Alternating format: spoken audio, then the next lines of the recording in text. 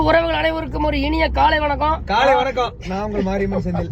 ஆனந்த் கௌசி என் தங்கச்சி உட்காந்துருக்கு. இன்னைக்கு நாங்க எங்க தெரியுங்களா போயிட்டு இருக்கோம். நேத்து மாட்டு பொங்கல் வச்சு சிறப்பா சாப்பிட்டாச்சு. சரி. இப்ப வந்து நானும் என் மச்சானும் வந்து ஒரு முக்கியமான இடத்துக்கு ஒரு பயணமா போயிட்டு இருக்கோம். எங்கன்னு பார்த்தா இமயமலைக்கு போயிட்டு இருக்கோம்னு நினைக்கிறேன். பக்தி முத்தி போச்சு. பக்தி வேறங்களா? பக்தி பரவசனால பழம் மாதிரி ஞானப்பழம் மாதிரி இருக்காரு மச்சான். ஞானப்பழம் மாதிரி இருக்கு. அப்பப்பா பரவசனால அடைஞ்சிட்டேன். பரவசனம் பக்தி பரவசனால அடைஞ்சாச்சு. ஏன் மச்சான்? Right okay. எல்லாரும் பொங்கல் சிறப்பா கொண்டாடிப்பீங்கன்னு நினைக்கிறேன்.